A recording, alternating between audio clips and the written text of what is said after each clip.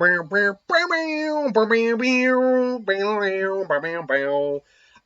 Time to Die. It feels like forever since this movie was announced and made. And now, how many delays later, we finally got it? So I came back. We came back. Me and my girlfriend came back last night from seeing it. But because it's a 2 hour and 43 minute movie, I didn't have a chance to do a review, obviously. I'm here now to give my thoughts on it. It's Daniel Craig's last movie. He's been very open about that. And look, whether or not you, what's the best way to put it? Whether or not you have liked Daniel Craig as Bond, I think most people will say they like Daniel Craig as Bond. You can't help but give credit where credit is due that he's actually played Bond longer than any other actor has.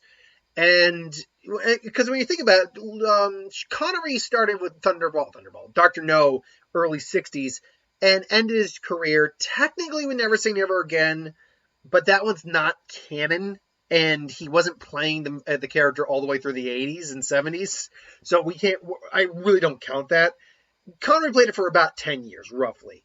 Moore did play it longer than Connery did. He played it all the way up to the mid 80s, if I'm not mistaken.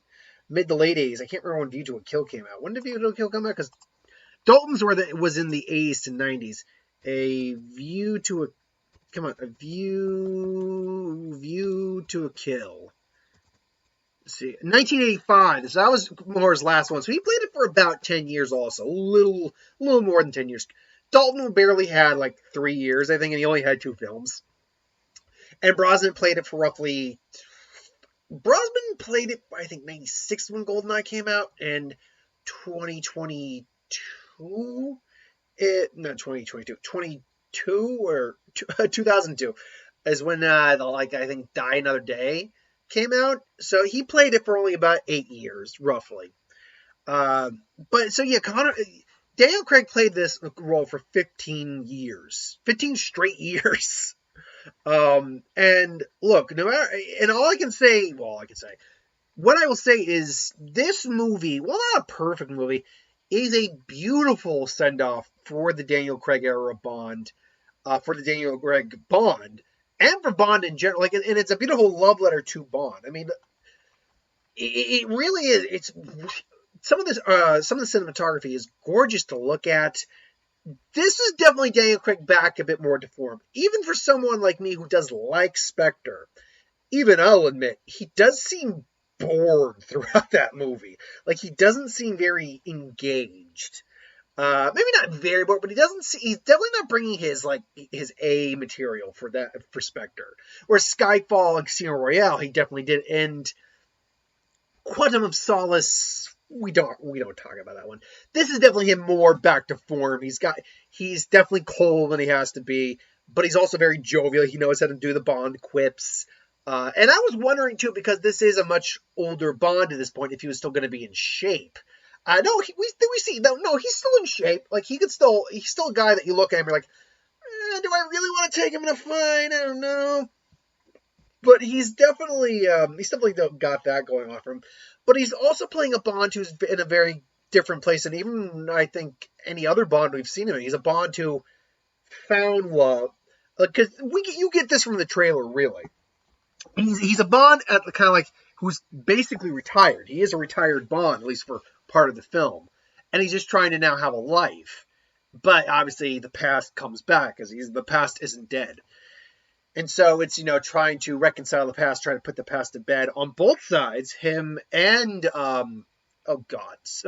Madeline, his girlfriend, on both sides of the fence there. And, the problems that are coming with that. Like I said, Daniel Craig's greatness. He sells the action still. He sells a little quick still. He sells that cold, hard edge Bond has. And when he has to do the emotional stuff too, he sells that, particularly near the end. Obviously, I'm not spoiling what the end is, but when the emotional aspects of the end come into play, you really got what he was feeling, and what he was what he was. What terminology can I use without giving anything away here? Um, the whole scenario going on there, you can see him accepting the scenario, whatever the scenario may be. And it's just, it's really beautiful acting in this part. But everyone's great in this. I will say that I've never been a big fan of Madeline Swan. I was not a fan of her in Spectre. She's definitely given a bit more in this movie than she was in Spectre in terms of her personality and backstory. The opening of the movie, the cold open, along with, because there's an entire opening credit sequence, like a 15-minute credit sequence, which is that action sequence, which is that car chase you see with him. I think they're in Italy. I don't know exactly right, but with them, and you see, him swinging on the rope on the bridge, and him with the car and pulling out the Aston Martin, all that you see. That is pretty much the opening sequence. But there's a cold open before that involving a tie-in with the villain, and in the minute I saw that, I'm like, oh, and this is that scene, and it's a callback to another. It's a callback to Spectre. That's all I'll say there. And then we get into the opening credits sequence and the song. Opening credit sequence. The song with the credit sequence in the song. I'll say this: when I first heard the Billie Eilish song, I wasn't loving it because it was very, where Skyfall's song was, very emotional, a bit mournful. It was still very, take it all. Adele really knew how to belt it when she needed to. With Writing on the Wall, which I again very much liked. I don't even mind the falsetto Sam Smith did. Writing on the wall. You still got the music that really was emphasizing the bombasticness of those notes and those words. With Billie Eilish's No Time to Die, it's very slow, very mournful, very sad. But, and I still stand by this, I would have liked few more times notes similar to what she does at the end of the song, where, it's no time to die, I would have preferred a few more notes of that, but for the credit sequence we get in it, and for this tone of the movie, it works. It does work, I think. But I can't really go into the plot too much because A, that's spoilers, but B, there's the basic plot. You get Rami Malek, Safin, I believe is the villain's name. He's got this plan, whatever the plan is. You can actually, if you really listen to the trailers, you can basically infer what he's doing, but there is a twist on it. But I'm not going to say what he's doing, but he's basically going to kill millions of people. And they're going to try to stop him. But there's other avenues too. There's Bond's relationship with Madeline. There's revelations about that. There's revelations about, because we know Blofeld's in the movie, because you see it in the trailer. There's revelations about Spectre. There's revelations here. There's a lot going on, admittedly.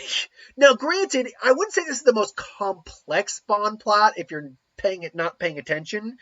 You can still basically follow what's mostly going on here. I'd say, that's a good question. What is the most complex Bond plot overall? All these things going on at once? I didn't stop to think about it until just this moment. Because we're factoring not just the villain's plan, but everything else going on in the movie too. When I say that, I would say one of the most complex Bond plots, especially if you're kind of in and out of the movie, would be Octopussy.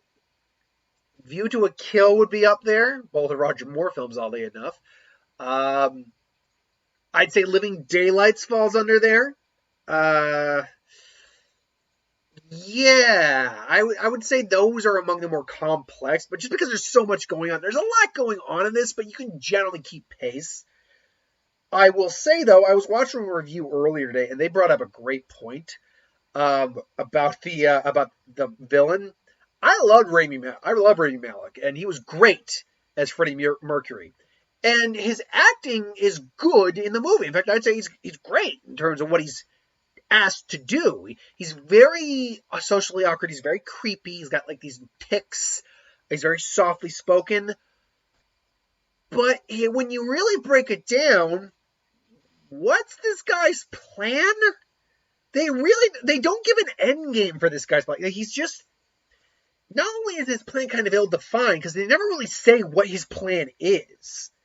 You just can kind of infer it. You can kind of speculate, but there's no given answer. There's a scene where and again, you see this in the trailer. Anything I'm talking about, I'm not giving it away. It's in the trailer. Where Bond is talking with Rami Malek's character, Safin. And, it's the scene where he says, history's not kind to men who play God. But even in that scene, Bond's kind of like, yeah, wait, what's your plan? Like, again, he's just kind of evil for the sake of being evil. And as far as villains go, he's probably not going to be one of the more memorable. But like even in like the Daniel Craig era, hell, even freaking Green's plan was at least, even though I think he's probably the weakest of all the villains in the Daniel Craig era.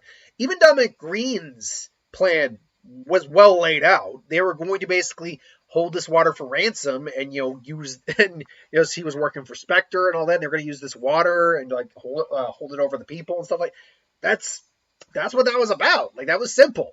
With Rami Malek, without going into too much, like, what is this guy's plan again? Like, he's got this. He's got, the most he'll give is that he's got a weapon. But what is his plan exactly with it? And what's the point with it? Like, his plan is obviously to kill people. Sure, we get that. But why is the big thing, and the end game for this why. So, and really, Rami Malek doesn't even come in. He's introduced very early, but then he's like not around for a good chunk of it. Like the good half of the film, shows up briefly, and then is just kind of there in the third act, just kind of like, oh yes, I am the villain. I'd almost hope, like, why is he Safin? Like, I would have at least kind of liked him if he were more like a Dr. No or something like that. But no, his name's Safin. All right. Yeah, that's a problem. I mean, the length of the film, I actually didn't have a problem because I was just engaged with the film. For me, it was engaging enough that the length didn't bother me. But if you wanted to shave about 10 to 15 minutes off, I don't see why you couldn't. It is long. It is a long movie, but it's very engaging. I very much liked it. And they do a good job at letting you know that, just about any character could be on the chopping block in this movie. Bond could be on the chopping block. Moneypenny could be on the chopping block. Madeline could be on the chopping block. Like, any character could be on the chopping block in this movie. And they do some scenes where you're like, oh my god, wow, they actually did that. This film took risks. It really did. And I think for the majority of the film, it pays off. It does. Like I said, this film is a very big love letter to Bond as a whole. And specifically, on Her Majesty's Secret Service. The line "all the time in the world" is said a couple times in the movie. We have all the time in the world, and they use music straight from on Her Majesty's Secret Service. They actually use the theme music, which is like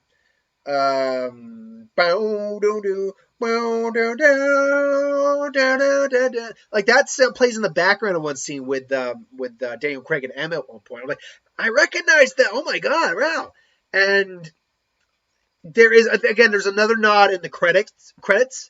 In the end scene. I'm not going to say what that is, but there is another nod there. Not even nod, like flat out respecting the film. I shouldn't even say nod. Like it's. I'll also say that while for me, this is not going to be the case for anyone. I wouldn't say it was predictable, but I actually was able to call several things that happened in the movie based on what I was watching. I called the beginning scene in my head, like, okay, immediately, like, oh, we're opening up with this. Okay, cool. This is back to that. Okay, I get it. Great, sweet. There is a scene involving Madeline and Bond where Madeline does something, and in my head, I'm like, okay, is that implying something? And sure enough, it does later down. I'm like, well, I called that. And it implied something that, I liked how Brad Jones said himself, but it's like something that really you think it would be brought up more often in the Bond movie, in Bond's world, but whatever. And then there's a scene that's involving, you see it again in the trailer. He's interrogating Blofeld. Something happens in that scene where I'm like, well, okay, this is now going to happen. So, and it did ultimately. So I'm like, for me, maybe it's just because I've seen so many movies now. And I was able to catch on to these like little things here. It's like, okay, this happened, this connected here, this connected to here. I now have the Illuminati, a Bond. But no, I imagine other people could like pick up on that too if they're just paying attention, or they're looking for those kind of things. I wasn't necessarily looking for it, but I'm paying attention to the whole scene playing out. All the acting is great. I should talk about Lashana Lynch's 007. I don't. It's not Naomi. It's Naum. Naum. It's Naom. We thought it was Naomi, but it turned out it's Naum. They did something very. Now, let's be clear. Me and my girlfriend were having a discussion about this, whether or not she was James Bond 007.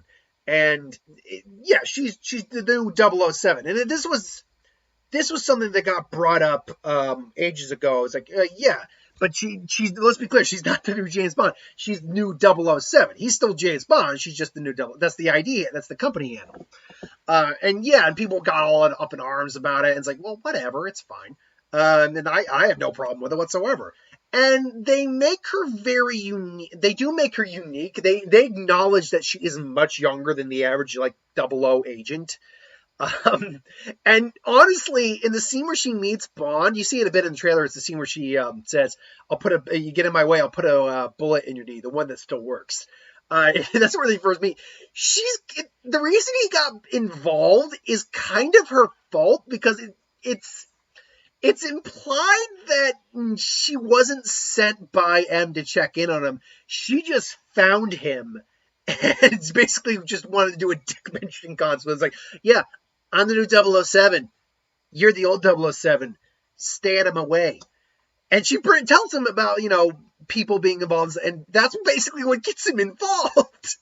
So really, the fact that she got involved, and really the fact that the whole world was saved was her fault also. She got involved. But the fact that she lost this guy, like this important guy, is really on her because she just decided to try to be the new girl on the block. Like, what you got, old man? Look, stay out of my way. I'm the new you the old you. Like, that's kind of what she did. And for like the first couple scenes we have with her, she's kind of not likable because of that, because she's getting in the way of Bond when really it's her fault Bond got involved to begin with. So everything that's kind of happening to her is her own fault. And she's still kind of being just this arrogant, like, upper ass prick about it. And there's a great scene where it's like, oh, here you go, where they're walking to M's office. Bond's back in the like MI6, and she goes, oh, here you go, 007, and they hand her a piece of paper. It's like, does that bother you? It's just a number. Number. And it's like, they'll see you now. And then he goes in and it's like, just Bond. And she just has a look on his face and she goes, that bother you? It's like, oh, like, oh, God, oh, that salt, so it's salty. Oh, it's so good. Feel that burn.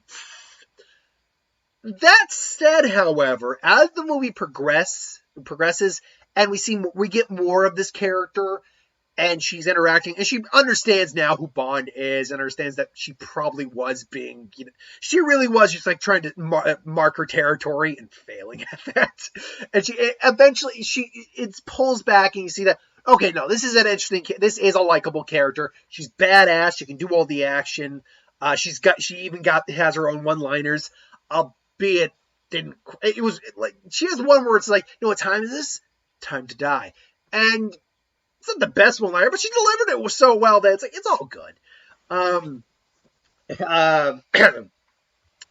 Yeah, no, I liked her. I liked the fact that Ralph Fiennes definitely looked like he was the character anyway, not Ralph Fiennes himself, but the character looked like he had aged quite a bit. Actually, like he looked a lot more like he was balding. He looked heavier. He looked more like I can't remember the actor who played him in the original series, the first M. But he was looking like he was leading more towards that version of M. But yeah, the action's great. The story is a bit all over the place at points, but still I could follow it, and I like the story. The story between Bond and Madeline is actually very well handled. And that ending, man, like that, I could hear people buzzing about. I was hearing people buzzing in the theater about that ending. That ending is it's like such a good way to end one actor's like role as that character. So it's just brilliant. It really was actually. I hats off to that ending. Honestly, that ending kind of like cements the film. And that's the thing. You either need to stick the beginning or stick the landing. If you fail the beginning but stick the landing, you're usually going to succeed more oftentimes than not, because that's the lasting image you have at the end of the film. So for me, I think they stuck the landing. It was a great. I would say it's a great end to this tenure of Bond. I mean, we'll have to probably wait a couple of years, easy, maybe. Actually, it's a good question. How many years do you think we're going to have to wait for the next Bond? Because I think they've even come out and said that it's going to be a while before they see the next Bond come to light. I've heard a lot of people want Henry Cavill to be Bond. I am more than down for Henry Cavill to be Bond, especially if you watch the man from U.N.C.L.E. I am more than willing to have Henry Cavill be Bond. But I'm down for just about anyone. My guess is that we're going to have to wait at least 3 years, minimum 3 years, before we get a new James Bond. You have to let the dust settle from the old tenure. That's why I think some people were so jarred by Andrew Garfield's Amazing Spider-Man, is that Tobey's Spider-Man had only just ended, I think, in 2007. So we only had about that was 2012. We had 5 years, admittedly. Yeah, we had 5 years. Pretty sure that was 2007 when we had Spider-Man 3. Spider-Man 3. 1 second. Spider-Man 3. That was 2007. And then I know we had pretty sure we had the Amazing Spider-Man in Amazing Spider-Man. Yes, 2012 was when we had the Amazing Spider-Man. And you'd think 5 years would be a long time. And honestly, it kind of is. But to be rebooting a character, I can understand. I mean, between the characters, between Bond roles, I guess it's a good question. It's actually, really, when you actually break it down, you really don't go that long without rebooting Bond. I think the longest we went was 2002 or 1. Let me double check that. Die Another Day. Think I'll Die. 2002. So you had 4 years between Pierce Brosnan's Bond and Daniel Craig Bond. So anywhere from 3 to 4 years, I think that's when we're going to find out our next Bond. Even though Hollywood tends to move fast, I think they are going to wait on this a little bit, because Daniel Craig played the damn character for 15 years. So I think they're definitely going to wait a little bit on this one. But look, if you've seen the movie, what did you think? Put it in the comments below. But thanks for watching. Hope you enjoyed. Like, comment, share, subscribe. As always, if you want us to review something, put in the comments below. Let us know. We'll do a review of it at some point. Hit that bell if you want to be notified. Thanks for watching. I'll see you folks tomorrow for What If. I'm going to pre-record that today. So thanks for watching. I'll see you later.